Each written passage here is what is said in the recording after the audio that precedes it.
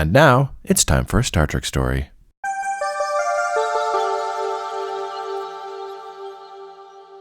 You know, Aren, I think it's safe to say that Star Trek is a fairly forward-looking show. Yes? That's one of the reasons why it's so much better than so much other stuff out there, in my opinion. Okay, that's why it's so good. Yeah, and I think that's definitely one of the big appeals of of just Star Trek as a whole, the forward-lookingness of it all. You know, I also hear, though, sometimes you just need to get back to basics. That almost implies like a kind of a going back. Yeah, and when this is a forward-looking show, are you supposed to be forward-looking? Are you supposed to be getting back to basics? So I guess that poses this question, Aren. What is the value in getting back to basics? Well, I don't think going back to the basics means that you can't also keep looking forward. Doesn't mean going backwards necessarily. But I feel like, especially, I don't know, our world is so complex, and I feel like it's easy to get lost in the weeds and overthink things, and I think sometimes it's good to take, I know I said it's not backwards, it's not, but to take a step back just to just like stop maybe and recenter yourself, you know, and go back to, you know, kind of restart. I don't know. Okay, just to make sure that you're, you know, not getting lost in some maze of some labyrinth of insane thoughts or something. Okay, I like that. It's not so much going back as it is like stopping, resetting, to keep going forward. Yes. It's almost like restarting your computer. Yes. You're not going back, but you're just kind of like, let's just recycle, let's cut the power for a second, recycle, and then so my computer can function good going forward. Yeah, like, it's like, so my laptop, I just close the lid and I don't ever actually like turn it off, and so eventually it gets to the point where it's sluggish and it's like blah, blah, blah. So you have to restart it, and then suddenly it's like oh. All right, okay, I like that. Yeah, that just kind of stopping and resetting so you can have optimized performance going forward, which of course means that in the end we are all just computers. This is why we need sleep. Okay, yes. This is why we don't work 80-hour weeks, or people shouldn't work 80-hour weeks. That's the reset cycle. Okay, yeah, I like that. Yeah, this will be fun because, you know, Star Trek is so forward thinking, so it's a fun kind of question to bring up in the context of Star Trek, like for something that's so forward thinking, like what does going back to basics mean? I think this will be fun to explore on today's episode of Star Trek Stories. Yeah.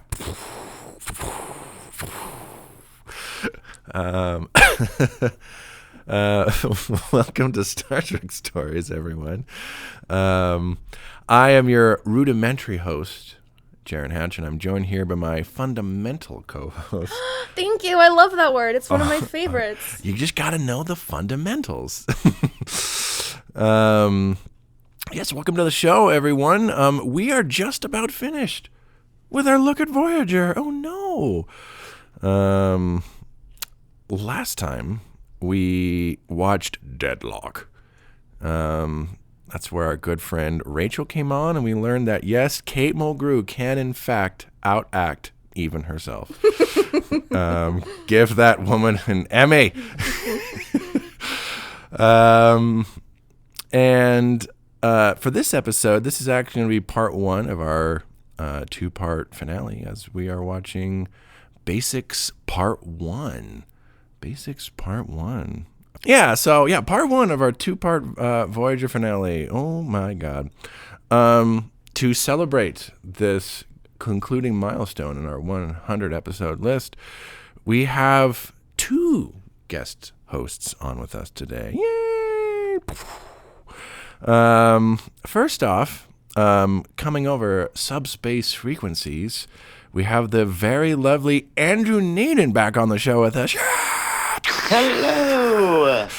Hello, Andrew. Welcome. Hello. Thank you. I'm glad to be back. Yeah, calling in from the Starship Alaska. Yeah. USS Alaska. Yeah. Andrew, how are you today? Good. I'm really good considering, yeah.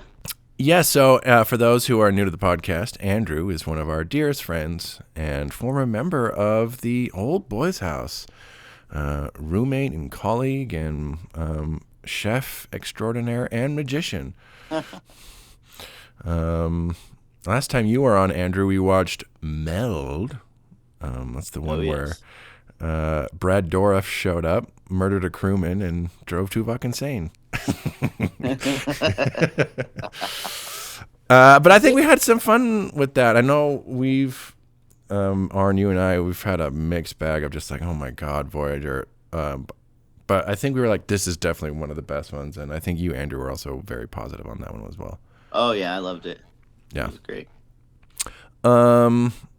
Andrew, we've talked about this before on the show. You are a casual fan of Star Trek. You definitely enjoy it, but you're not watching it all the time like some of us on this couch. So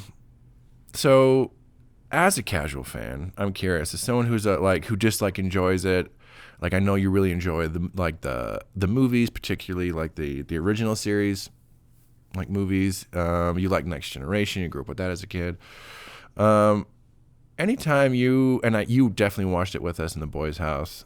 So when you are a casual fan coming in to watch Star Trek, what are you, Andrew? What are you looking forward to? Like, what are you hoping for? Like, what are the kind of things that you come for? The kind of episodes that you like as a casual fan? Like we're gonna watch Star Trek. All right. Oh gosh, well, I mean, I know it's cliche, but I love the fact that they always shoot from a place of positivity and trying to work together as a crew to better themselves and try to better other cultures, or at least try to understand them, even if they don't agree with them. Which I think is something we could all strive to do better. I mean, not everything's so black and white. I mean, I think we're all so much more. We all have so much more in common than we have different, and we have to return to that ideal, or else we're just going to destroy ourselves. And in Star Trek, they try not to let that happen. So it's an escape, I guess. Into like our better angels, kind of. Yeah. Even almost more so than the space of it all. I mean, of course there's that, but it's just nice. Like, oh my God, they're all working together and they're all friends and they all just accept each other. And hell yeah, I'm so glad you're here gonna watch these with us. I'm very Me pumped. too. Also joining us on the podcast, you've heard him a few times before during this whole chunk of Voyager, to the point where he's kind of become an unofficial co-host. Sitting on my right on the big green comfy couch, we have the very lovely Tyson Baker back on with us again. Yeah! Yes! Yes! I'm back! He's back. I'm back! Who could have guessed? Who could have guessed that Tyson was going to be back on the show? Tyson, welcome back to our continuing coverage of Voyager stories. Thank you. It's been a ride. Oh, it's been a glorious Asterisk. That's it. Real credits. It's been a glorious ride, Jaron. I'm so happy to be back. Yay. Yes, for those just joining the podcast, Tyson is certainly at this point a good friend of the podcast, one of our dearest friends, and also former member of the Boys House. Tyson, last time you were here, we watched Investigations. What happened in that one again? Yeah. There were investigations. Can you believe okay. it? There were investigations. Yes, that's the one where Neelix got a daytime TV talk show and then threw a crewman in the plasma fire for ratings. And Tyson, you've actually been on for several episodes now at this point. And specifically, you've been here for our little Seska and Kazon story arc. We've been seeing how this has played out over the course of like 2 seasons. We're starting to wrap it all up here. what are your thoughts on this whole thing right as we're about to get into the finale, and what are you hoping for in a conclusion to all this? A conclusion. It feels like Just end it! It's funny you said wrap it up. It's like a burrito filled with Cheetos or something. Like it's like there's a form to it, but the new Cheeto Suscot Kazon burrito crunch wrap on Taco Bell. Wait a minute. Y'all cooking. I want to eat this burrito. No, you don't. Instant diarrhea. Instant diarrhea. No different than any other Taco Bell experience. So. But I'm excited to see how this burrito is wrapped up, because if Basic goes back, I've heard Basic goes back to what we talked about a little bit. Is like, yeah. So hopefully it just brings some kind of, let's wrap it up. Let's like get this done with. I don't know. Like, well, that's a good segue, like you said, Tyson. Going to our question. What do you think? What's the value in going back to basics? I love what everybody else has said, especially Aren. Like, I think it's kind of, resetting, and there are quintessential things in the human experience. If you're going to go to like classic poets or, 1800s philosophers, it's like we need food, we need shelter, we need water, and we need rest. I can't remember what they all are right now, but like there's something innate in the human experience, and in trying to go back to that, it kind of reminds you of a basic human instinct, which we tend to overcomplicate things, and maybe that's kind of how we got to where we are right now. I don't know, but to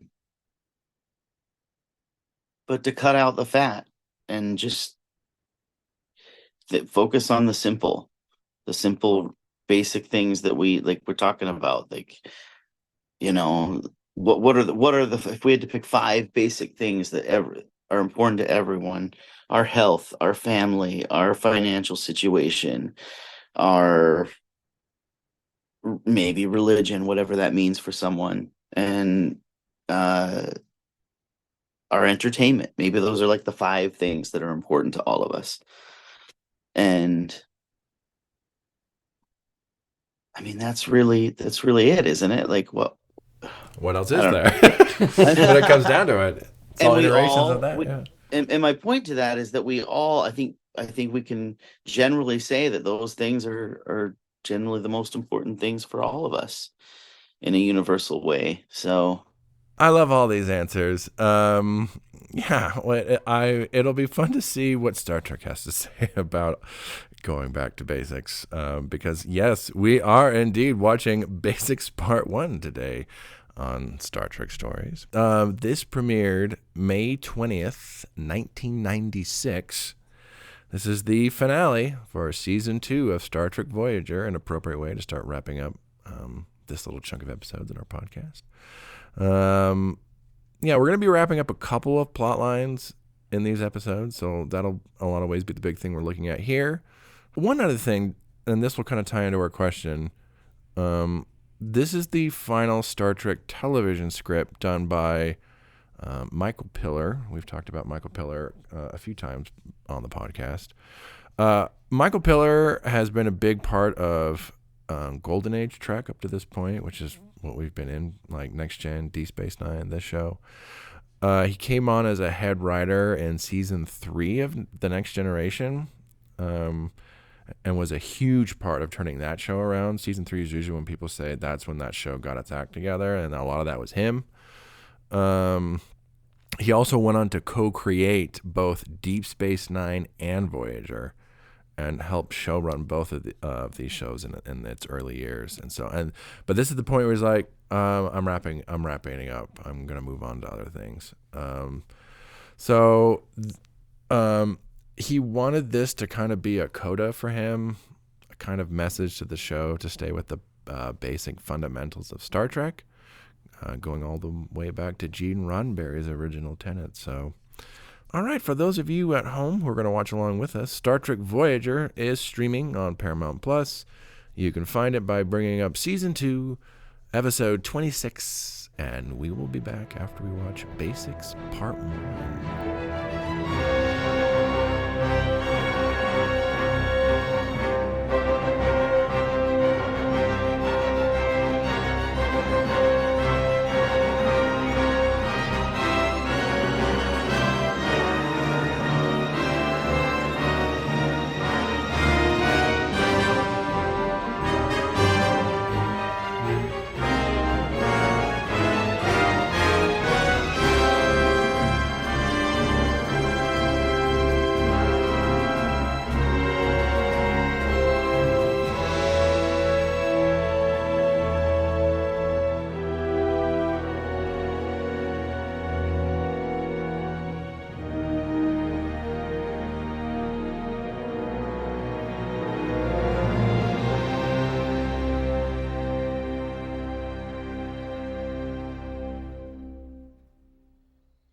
Centuries ago, when the women of our tribe were raped by white conquerors, many gave birth to their children, and we did not reject them. They were accepted by the tribe. One was a direct ancestor of ours, Chakotay. His name was Seaktor. He became a great leader of our people. Here is a man who was given life without his mother's consent. Are you so different from her? And is your child so different from Seaktor?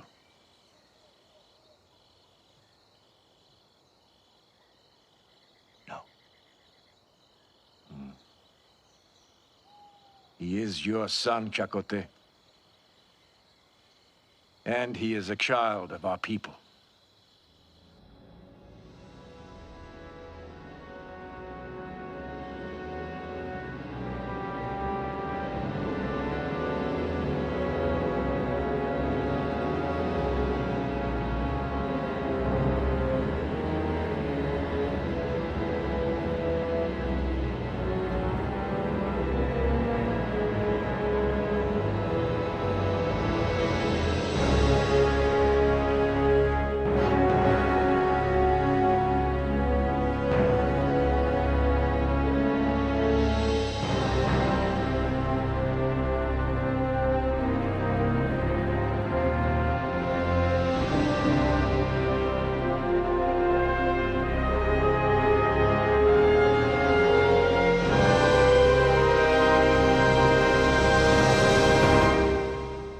We just finished watching Basics Part 1.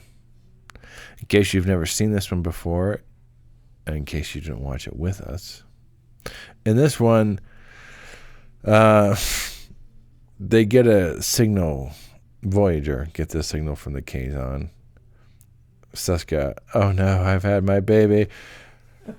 But as soon as they saw that it wasn't theirs, I like, oh no, they're gonna go to Chakotay, save me.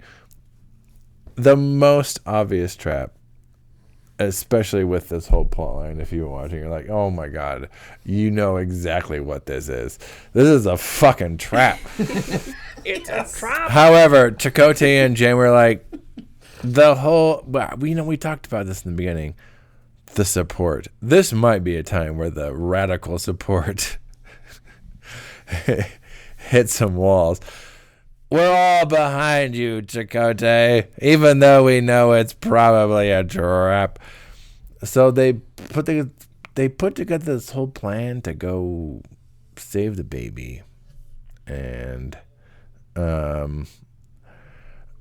at some point they encounter a Kazon who is adrift. And they rescue him and they bring him to health. He's like, hey, like, Seska's dead.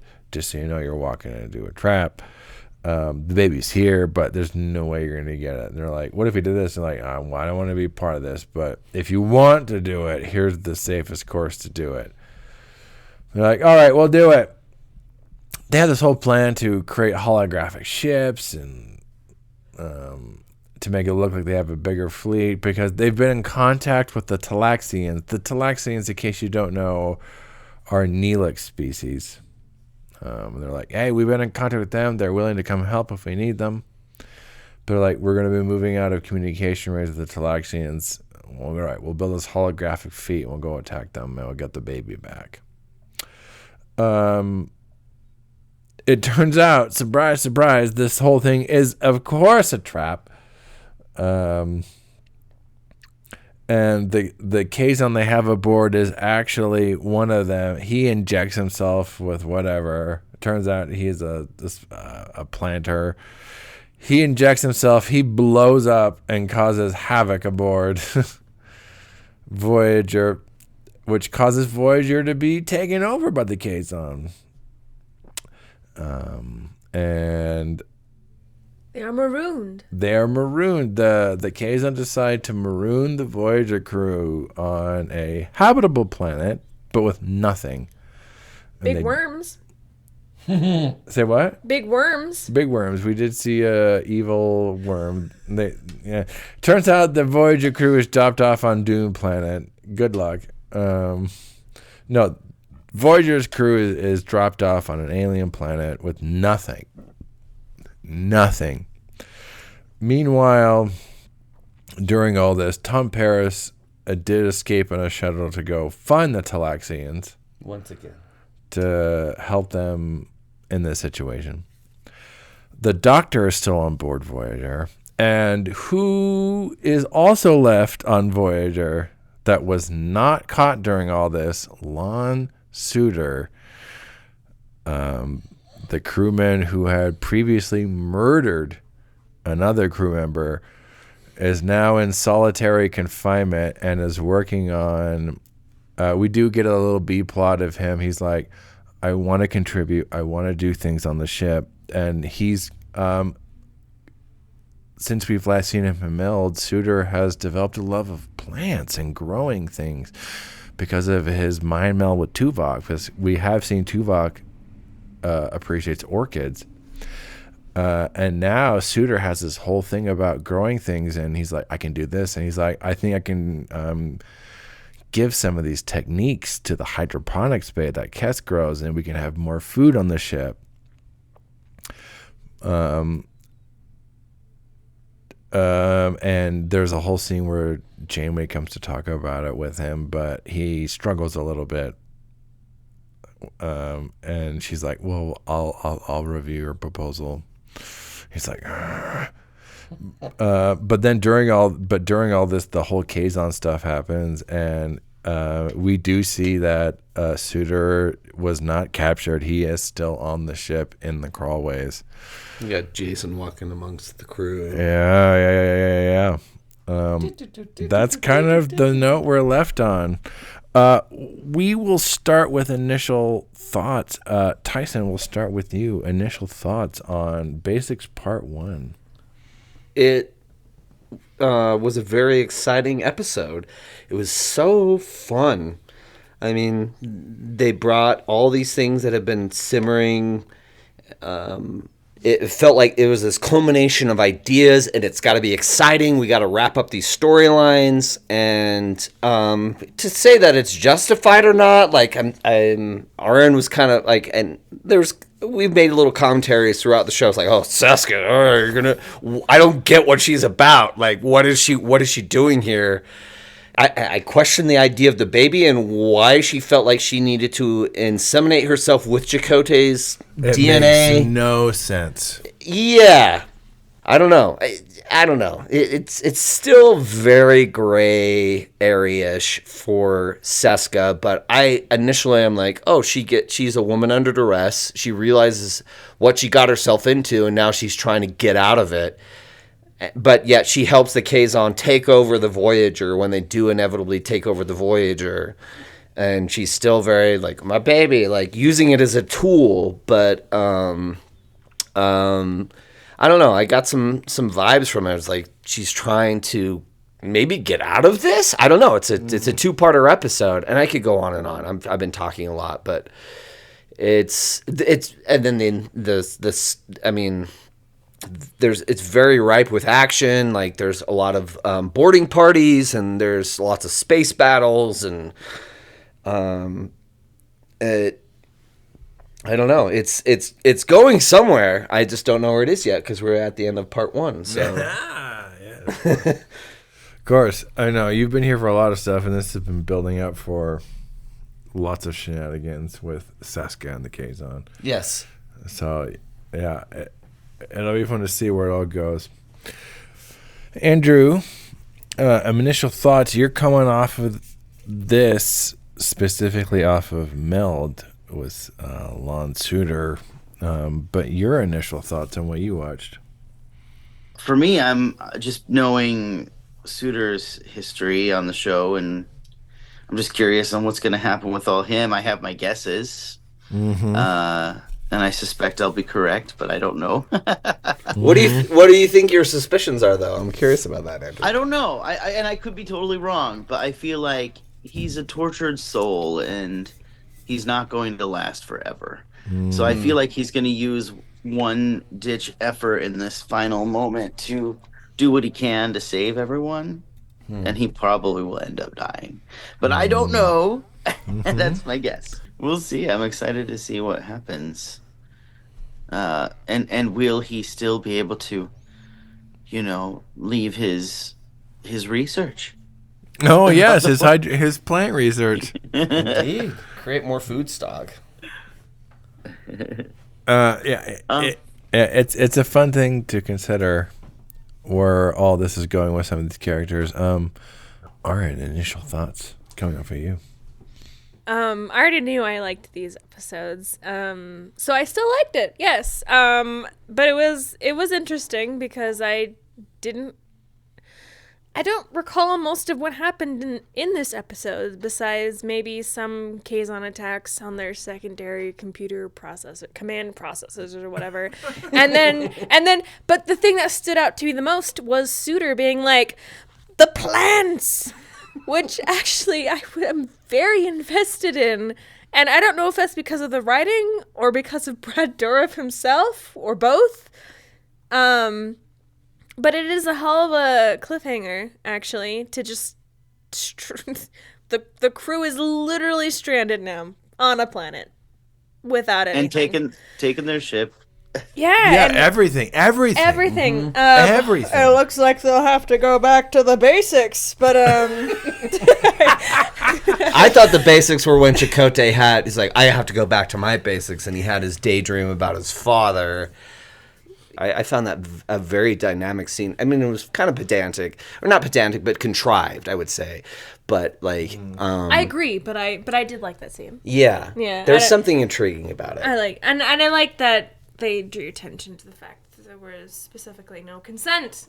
I'm sorry. No. I did like that. And while I do agree that I was like, this baby is innocent and we should probably help it, I'm like, there's also the lives of everyone on Voyager, and you can't just put them in needless danger. And I just don't understand that decision.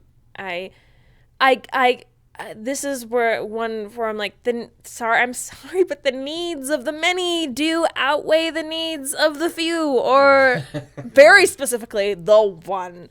Yeah. I've always taken issue with that statement because I get it, and it works both ways. Of course. So I love to stand behind that, and the idea in that moment when he said it is amazing. But then there are instances where it's the opposite. In a perfect world, yes, you would go and try to get this baby, but I mean, it's not a perfect world, which is why we're in this situation in the first place. And I'm like, you've already made one huge sacrifice, technically, for your crew, and I'm like, and that was for an entire species, and at least you can see that. But I'm like, you're gonna risk everything for one. Yeah. No, Janeway, you cannot. For me, this seems more like a writing flaw than a caricature from the show flaw. I agree, and if I'm going to chime in here, I'm like, I'll chime in away. I think this episode is mostly there. Yeah. And I think correct me if I'm wrong, everyone. I feel like we were all pretty invested into what's going on. Like the stakes are actually pretty high. Like, oh my God, like We didn't really talk much. no. Then we've talked about that being a metric of a good episode. Is like, if it's a pass the chips and guac episode, it's not a good episode, and we're just talking in the background. But if we're like, oh, what the fuck, like that's a good that's a marker. So I would say this is a good episode. Kept you on the edge of your seat for sure. Yeah, absolutely. My biggest problem with this is more in the build up to this than the episode itself. So this is one of those weird criticisms. I'm like, I'm not going to give it to the episode itself. I'm going to give it to the build up to and this is what you've been here for a lot of, Tyson. Everything with Seska and the Kazon and the baby. I'm like, I feel like it's done well in this episode. And the three of us on the couch, we've been watching these episodes. I feel like it's done. This is the most interesting it's been in everything we've watched. They had stakes. They had actual stakes. Yes. Everything building up to this, however, Cheetah has been burrito. like, what the fuck? What? I don't give a fuck. Is there a baby? Is there a Kazon? I don't care. Whatever's happening. And so I feel like it's done well in this episode, but the build up to it has been so poor and lackluster. It's like, I don't care. And I also agree. It's like what you're saying, Aren. It's like, how do you not know this is based on what we've seen in the Kazon? It's like, this is so obviously a trap. Kroger trap. Like, it's so obviously a trap. And I get the whole idea of like, and this is so much of this is criticism based on what we've seen before, not what we have seen in this episode, because the whole I like this scene where Chakotay talks with his ghost dad. Yeah. But I'm like, I have not had any sense like about this being anything for like we have watched so many Kazon episodes, and We had the one scene with the reveal, and that was it. And this is the first time we're actually getting any kind of follow-up on Chakotay's part for the fact that this might be his baby. there have been multiple Kazon episodes in this arc that have happened since the revelation of the child. Some bigger, some lesser, but it's like it has bared nothing into anything. And now they're like, I have the baby, save me. It's like if we had some story where Chakotay could process this and everything, but I'm like, it's only happening here. So like, I think everything that happens here in a vacuum is fine, is great, and is probably some of the best stuff we've seen. But if we're talking about this in terms of like a climax as to what we've seen so far, I'm like, It actually makes me really frustrated because we did get an episode where Seska points out, she's just like, I will not have my baby with the Kazon or whatever, when she's talking with fucking Jonas or whatever. yeah. And I'm like, and how is this the solution to your problem, It makes no Seska? sense. It makes no sense. I feel like this entire Kazon Seska plotline could have been good if they'd actually made Seska's motivations clear, for one, and make sense. They're not sensical. They're nonsensical. The next episode that would have, if they had continued that plot line, would have been missed opportunities. Her whole plot line, missed opportunities. Literally the name of the episode. That is Seska's plot line. Like, dude, give me that episode, honestly. Like, and make it, because I totally agree with both of what you guys are saying. Like, missed opportunities. You set it up, and then it was bubblegum, Cheetos, foul ball, balls, just like, and then this episode, it's like, oh, I'm supposed to care again. And I'm like, there's no backing to it. There's no bone to it. They really shot themselves in the foot when they had Seska beam away at the end of State of Flux. They could have fixed it by having her try to actually come back in one of the previous episodes, but then they didn't. So it's just all... Indeed. I don't know. I mean, like, Andrew, you haven't seen the Seska episodes, Andrew, but, like, what are your thoughts on, like, what you have seen? Well, she doesn't seem very pleasant. That's for sure. I don't know. You know, And you hadn't been exposed to her before this, right, Andrew? No. Had you seen No. it? No, just Okay, just Jaren's little summary, you know. That's it. You know, the fact that she plot problems or not, like she basically had a baby to do this vile act, and now what's going to happen to this child? You know, what kind of life is it going to have with these horrible people? It might as well be dead. I mean, Might as well be. You said it. I agree, dude. You're right, though. Yeah, it is a ploy, like, and that's how she's holding it. And I'm like, oh, what if the child? What if the child? Like, oh, it's very dark and manipulative. You know, It is. And the whole mystery about where she got his semen, like, right? Andrew, you've previously been on for the Lawn Suitor stuff, so you're definitely kind of being plugged into some of this other stuff. But if we're talking about the Suitor stuff, we get to see a little bit what he's been up to since his incarceration. I don't know. What do you think, Andrew? What do you think as someone who was here for Meld? And you got to see some of this story. How do you think of this as a continuation of his character? I don't know. I'm already torn on the Suitor character because, and I think we're supposed to be, because it's hard for me. I mean, what do you do in that situation? But I guess they made the right decision to keep him there. But you know, that's why he's so intriguing, is because we don't know that we can trust him. We want to, right? Yeah. We want to think that maybe he can be reformed or whatever. But we don't know, and he Brad Dourif is perfect for it because he's so good. He's good. Always got something else going on behind him. Yeah. Inside of himself, and that's why he's great at this role. But I don't know. And then to see him in that moment for a second, you know, he disappeared for a second. You're like, oh, he's somewhere.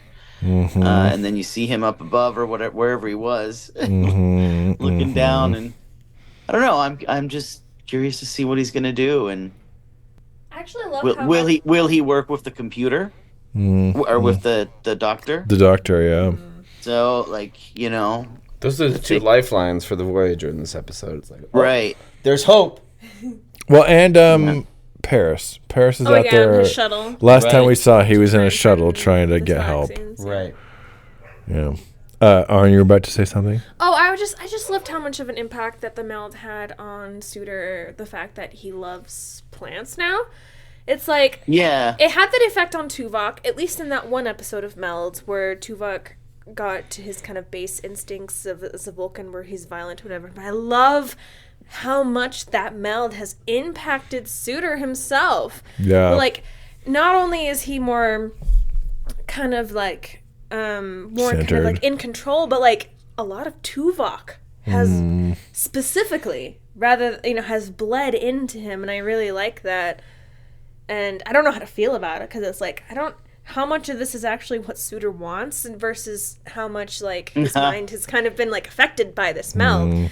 But it's still kind of fun to see, you know, it's fun to see someone be like, I want to do something for the ship. I want to be useful.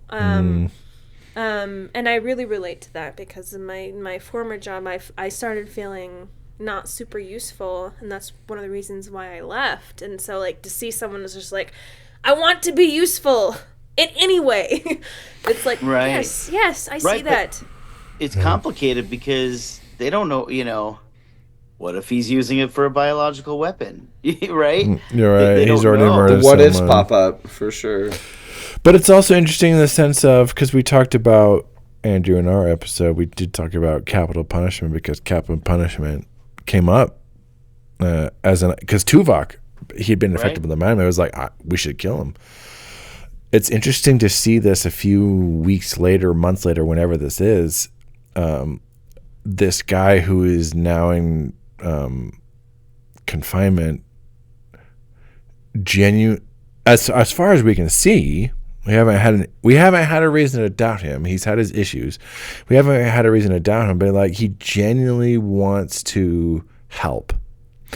And we see that even though it's a small way, he's like, I have a way to increase the yield of the hydroponics bay, which is food for everyone. I'm like, that's not nothing. That's not nothing. And he's wanting to contribute that way. I'm like, it. And like you talked about, Andrew, I think in this and the last episode we watched, and in this one, you're like, I like seeing Star Trek speak to the better angels of ourselves. It's cool to see this character. It's like, they didn't, instead of killing him, they put him into confinement, but already it's like he potentially has ways to help and contribute. I'm like, that's actually pretty powerful stuff. Like, I love that. I think that is great. And even though he clearly still has issues, especially when he's talking with, that scene where he's talking with Captain Jane, where you're like, oh man, like, I get it. Like, it's an uncomfortable scene, and you understand where Janeway's coming from, but you're also like, oh, I know you want to do well, and he plays it so fucking well. My goodness. Shout out to Brad Dourif. Like, he brings the fire. He's so good. I believe him 100%. Actually, Yeah. I don't think he's trying to hide anything for nefarious purposes. What do you guys think? Switching gears just a little bit. What do you guys think about this? Like, in terms of a general storyline for Star Trek, the bad guys take over like the hero ship. Like, does this work? What works? What doesn't work? I don't know. What do you guys think about this idea, generally speaking? It's a great idea, actually. We've seen the Enterprise get destroyed, but that's not the same as it getting taken away. No. It's there. It exists, but we've seen the ship blow up, but this is a little different. But now we're alone. Yeah.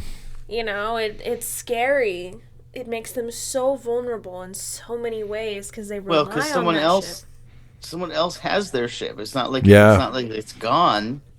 It's still out there. They've lost it, and someone has it now. Their only vessel to get home, their life pod, has been taken away from them. Yeah. Like, it has been, like, that's the only way they're going to get home, as far as they know.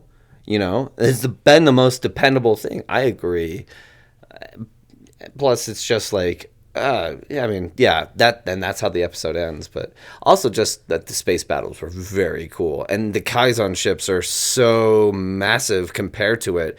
But there's something so refined about the Voyager. It has all this technology, but like, I know I just mentioned it in the thing where like they shoot a couple photon torpedoes at this Kaizen ship, which is massive, but they like totally emaciate it and blow it up. And like, it's like, yeah, bronze over brain, like, or not bronze over brain, but it's like, okay, it seems intimidating, but it's very kind of fragile. It's just kind of there to intimidate, which may be a theme with the Kazon, is like they're very intimidating, but like they are so kind of I don't know, like they just don't have the technology that they want from Voyager, which would make them more powerful and make it, but I found that, I don't know, I just love the space battles. There was lots of great space battles. The Kazons, they're not all together, right? They're like different, all these different people coming together, so they are fragile. Yeah. Yeah. I think it's really I'm fun. curious to see where it all goes. Yeah, I think it's really fun. It's really fun to see. yeah, it does feel fairly unique and novel that like, oh my god, we've lost the ship. Not destroyed, but like literally We've taken. lost. Yeah, we've seen That's we've worse seen than it we've just being seen destroyed movies on and the shit where the ship gets blown up, but it's like, well, but like the bad guys have it now, and now you guys have nothing. I think it's a fun and that and this would be a good segue into this question. Do you guys think this works well as like a season 2 finale? Is this a good season finale episode? Absolutely. I feel like it's a little rushed. It's like, again, the backing isn't there. I wish they would have built up to this to justify it more. And it's like, okay, here's all the ideas that we wanted to do, kind of. But it is very exciting. It's epic as fuck, I will say. Are we saying, Andrew? Yeah. I was just thinking of how, now we're the condensed episode generation where there's like 10 episodes in a season or whatever. But back then they had all these episodes, and what the fuck were they doing? like they had a whole the whole season 24 episodes to build up to this, and they sounds like they did a pretty poor job of it. Unfortunately, yes. they do a fairly poor job. It's very of this. strange to have the ripest of material and to still just deliver what they did. It's very strange. One final thought before we end this one. What do you guys think? Does this one, in terms of our question, and especially in terms of like the writer Michael Piller, I don't know. Does this feel like a back to basics episode? What do we feel like about this one? Does this feel like a Star Trek getting back to its basics, or we haven't seen the full conclusion of this episode yet? So there's that. But I don't know. What do you guys think about that whole thing? I was actually thinking about that when it ended. I'm like, well, I didn't feel like I didn't understand why they had called it basic until the very end.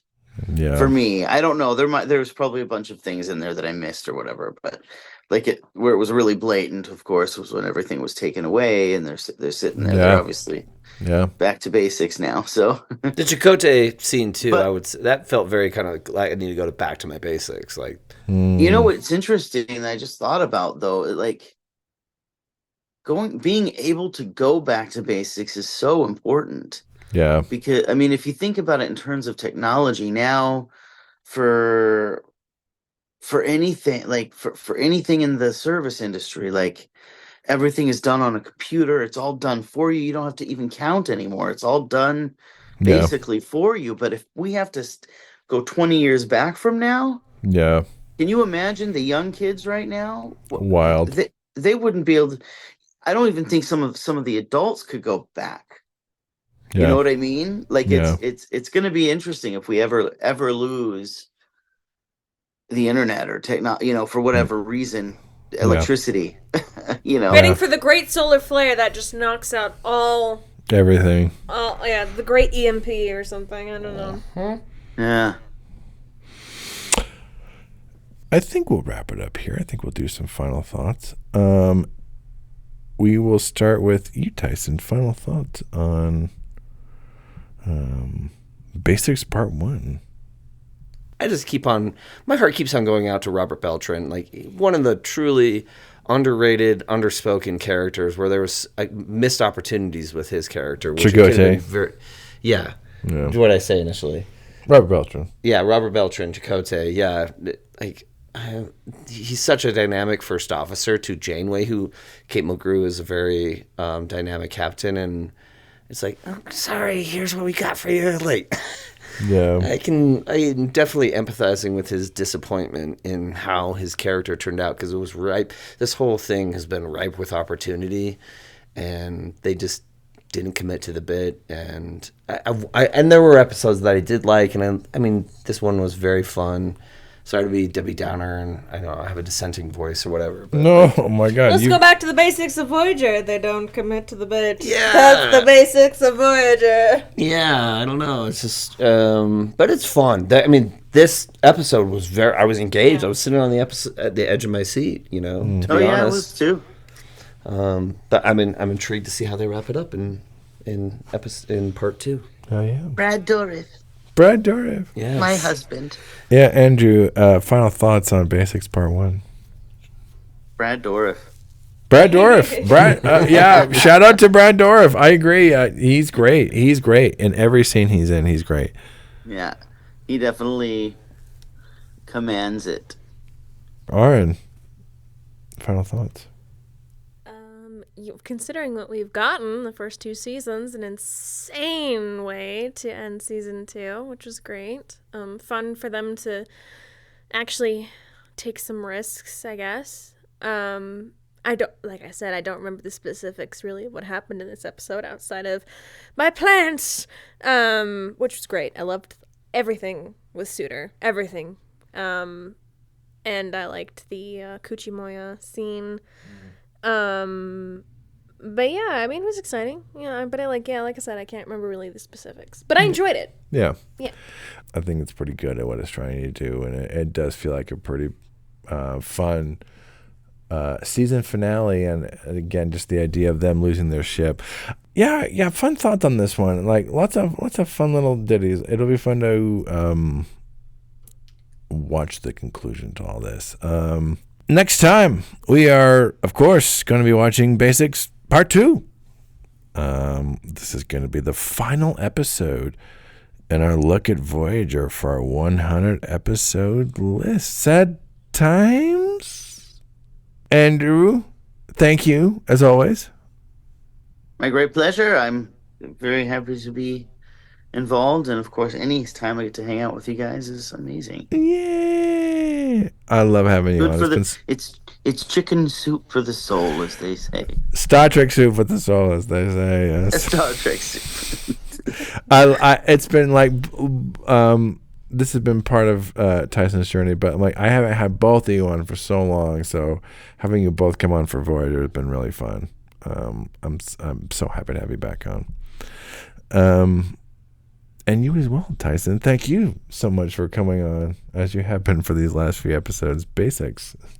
My pleasure to be here and share the space with you all and letting me ramble on and being here with Andrew. That was a special treat to get to be part of this episode and just bringing us all back together, talk about Star Trek a little bit. All the good stuff. Yeah, there'll be more stuff going forward. All right, everyone. Thank you so much for listening to Basics Part 1. We will be back for Basics Part 2 with everyone.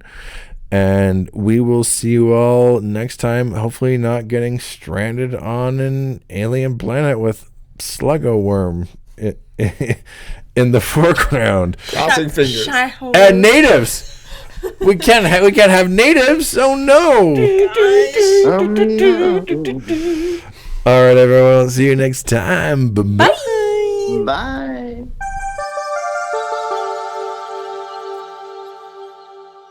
Thanks for listening.